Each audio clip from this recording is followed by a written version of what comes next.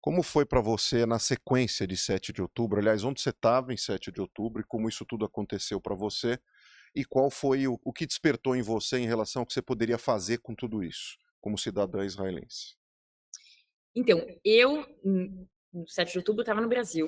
Eu ainda Olha estava só. no exército como soldada, né, os meus 2 anos obrigatórios como soldada no exército israelense. E eu tive como eu tenho um pai que mora no Brasil, se você tem um ou 2 pais que moram fora do país, você recebe, né, pelo exército, mais férias, mais dias de férias que você pode ir visitá-los. Então eu estava, né, nessas férias autorizadas pelo exército, visitando meu pai e minha família no Brasil. Acordei, no sábado, vi tudo isso, entrei em choque e minha primeira reação foi: "Eu preciso voltar para Israel agora".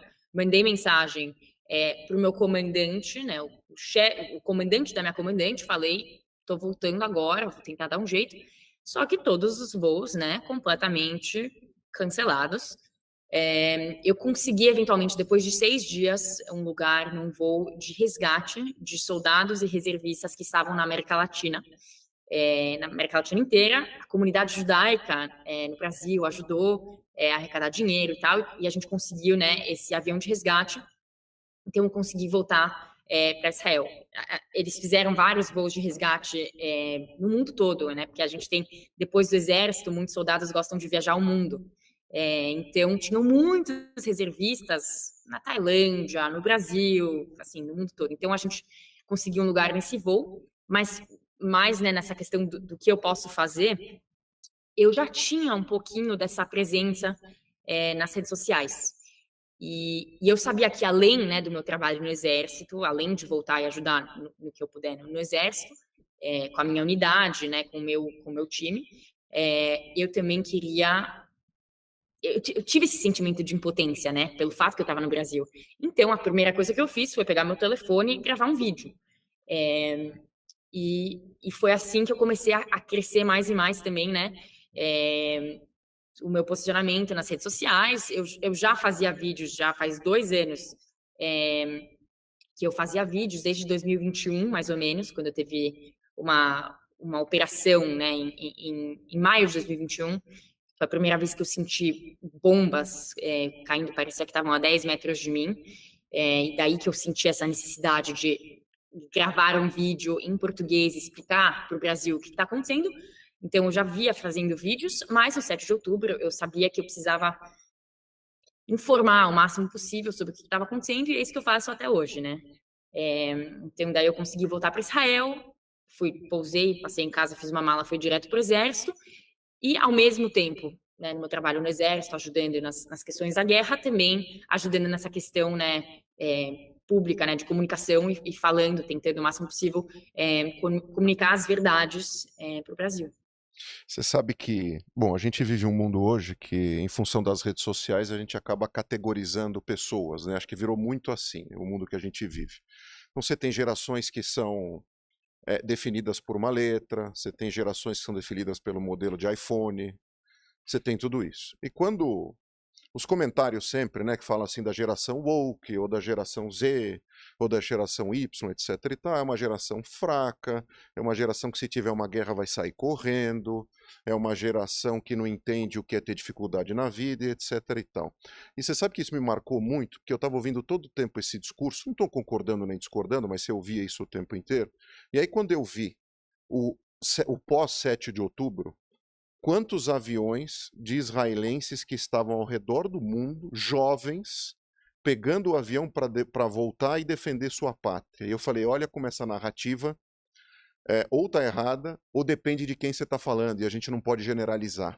Olha que força esses jovens têm, porque eles vivem o mesmo mundo, eles consomem as mesmas coisas, tem também seu iPhone, tem também suas preferências, né, de consumo, de vida, normal, como todo mundo. Mas há um chamado maior, vamos dizer assim. Você sentiu isso, então? Foi o mesmo sentimento que você teve? Com certeza absoluta. Com certeza absoluta. Isso é a coisa que mais me define. Meu objetivo de vida é defender Israel e lutar contra o antissemitismo. E nesse quesito foi defender Israel na hora. E eu senti essa impotência. O fato que eu não estava aqui com os meus colegas do exército, eu me senti culpada. eu me senti culpada pelo fato de que eu não estava em Israel no 7 de outubro. E tentei, a quantidade de voos que eu comprei e tentei mudar voo que eu já tinha. Eu tinha voos para toda a cidade na Europa para tentar chegar aqui, assim, foi algo, e todos cancelados, todos cancelados. Então, e foi isso que eu encontrei também no avião, né? Todos os reservistas, todos os soldados vindo, tinha gente que pegou voo israelenses que não tinha nem assento, eles dormiram no corredor do avião. Mas fizeram de tudo para chegar em Israel. Então foi assim, foi muito impactante não estar em Israel no 7 de outubro, foi muito difícil, foram 6 dias horríveis, que eu só queria estar aqui, e eu com certeza senti mais do que nunca naquele dia israelense, né, se eu tinha alguma dúvida disso antes. Isso ficou marcado para você como um dia de uma simbologia muito grande de você se sentir israelense, né? Porque uma coisa é o documento, outra coisa é a gente se sentir fazendo parte daquele lugar, né? Como se ele fosse seu e vice-versa. Você falou do antissemitismo. A gente sabe que o antissemitismo sempre existiu, né? Eu, você, quem é da comunidade sabe que a gente nasce já ouvindo isso. Os nossos avós, bisavós, isso faz parte dos nossos antepassados, isso é mais que milenar, né? Só que o fato é que a partir de 7 de outubro o antissemitismo teve uma escalada absurda. Ele cresceu demais. Só de números aqui que eu tenho, da Federação Israelita do Estado de São Paulo, o aumento de denúncias foi em mais de 1000%. Né? A que você acha que se dá isso, Raquel? É a guerra das mídias? É rede social? Nós somos sempre não vou dizer uma presa fácil, porque nós não somos mais presa, né? Mas somos o bode expiatório fácil? É porque nós somos em menor número? Por que tanto incômodo com o povo judeu e por que gostam de resumir os problemas do mundo em cima ou nas costas do povo judeu? Por que você acha que isso acontece? Primeiramente, importante mencionar, né, que a gente fala desse auge de antissemitismo no 7 de outubro. Antisionismo é antissemitismo. Isso é fato, isso é algo que eu acho muito importante falar. O sionismo acaba tendo uma conotação muito negativa hoje em dia, né? Muita gente acha que sionismo significa colonização e matar palestinos e é algo horrível. O sionismo simplesmente significa o direito do povo judeu de se estabelecer no Estado de Israel. É o direito de Israel existir como país hoje.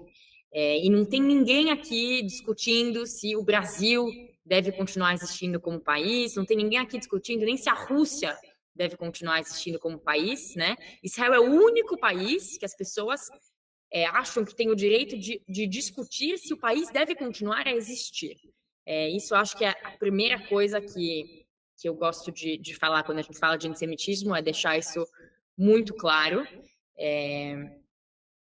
Enfim, porque eu acho necessário Claro. definir, falar sobre essa definição. Então, isso eu acho que é a primeira coisa que a gente viu, vendo, né, esse auge, não só no Brasil, mas no mundo todo, esse auge de antissemitismo no 7 de outubro, porque, né, antisionismo é antissemitismo. E como você mesmo disse, né, que a gente vê antissemitismo há milhares e milhares e milhares de anos, ele vai mudando de forma, né? No passado era, eu não sou contra judeus, eu só sou contra a cultura deles. Eu não sou contra judeus, eu só sou contra o trabalho deles. Eles são mexem com dinheiro e eles são, enfim, sempre brincando, são comunistas ou são capitalistas ou sempre, né, o bode expiatório. Hoje Ou em é dia religião estranha, ou eles são pobres, vamos persegui-los, ou eles são ricos, vamos persegui-los, né? E hoje em dia eu não sou contra judeu, eu só sou contra o Estado de Israel. E isso é um problema, e isso é algo que muita gente não entende. Eu acho que um dos maiores problemas hoje em dia é como o sionismo, né, a existência do Estado de Israel passou a ser algo tão polêmico.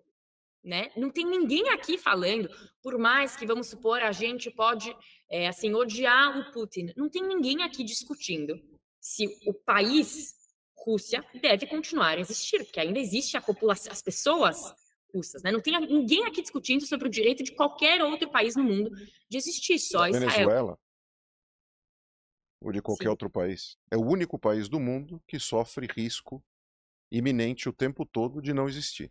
As pessoas não entendem isso, né? E de se autodeterminar. Agora, você acha que isso se dá em função da gente viver a era do storytelling? Porque isso é um negócio que pega muito, né? Hoje, por exemplo, o sionismo ele está misturado com ideologias políticas, né? Então, por exemplo, se você tem uma veia política de um lado, você é anti-sionista. Não interessa por quê. Esse é o posicionamento desse lado e vamos seguir. Ou se você tem o outro lado, você automaticamente é sionista, né? E a gente vive nas redes sociais, e redes sociais, hoje a gente vive a era que todo mundo fala, né, da infointoxicação, e a gente teve convidado aqui que falou que a gente vive a era da obesidade da informação, porque é muita informação o tempo inteiro. E nessa guerra midiática e de informação, onde você não tem mais o middleman, qualquer um, eu, você, podemos ser porta-vozes de informação e a gente não tem controle sobre isso. E você, obviamente, está aqui porque você é uma porta-voz, ou como diria o outro aqui, uma bastiã, de tentar desmembrar esse fake news ideológico que tem sido colocado por aí. Você acha que de fato é em função da gente viver essa era do storytelling, a manipulação do storytelling para se chegar a um resultado final, que no caso é uma jihad, uma conquista não só de território, mas de extermínio de um povo? Eu adorei esse termo, né? Obesidade de informação e informação incorreta, né? Muitas vezes, porque quem a gente vê no Instagram e no TikTok e esses self-proclaimed porta-vozes, né? Não sei como fala isso em português, mas pessoas que se definem Autodeclarados, sim.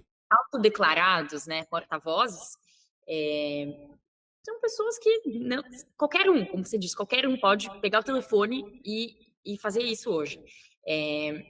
Eu fui, né, eu fui da unidade do porta-voz do exército israelense, que era a unidade, é a unidade que, por mais que talvez não faça um trabalho tão bom, né, porque a gente é um dos grupos mais odiados no mundo, é a unidade responsável por fazer público todas as informações corretas sobre o exército, sobre a guerra. A gente é a unidade que publica mortes de soldados, a gente é a unidade que fala com jornalistas no mundo todo. O meu trabalho no Exército era, vamos supor, eu recebo uma ligação do Patrick Kingsley, que é o jornalista do New York Times, aqui e me pergunta: Raquel, eu vi que vocês mataram um menino palestino de 14 anos na Cisjordânia.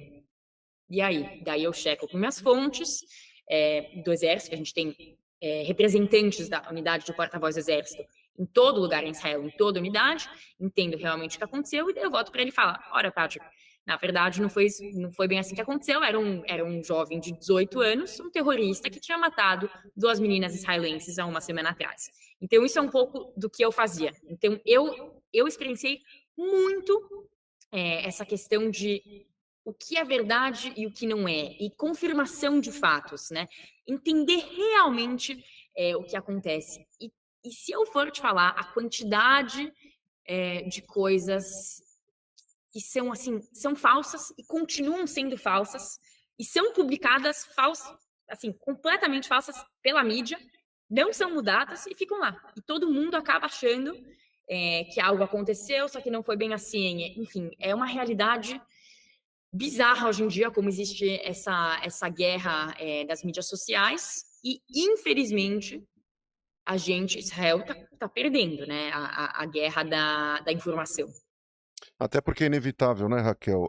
Israel fica claramente sempre em menor número, né? É nem 0,2% da população mundial. Como é que você vai ganhar uma guerra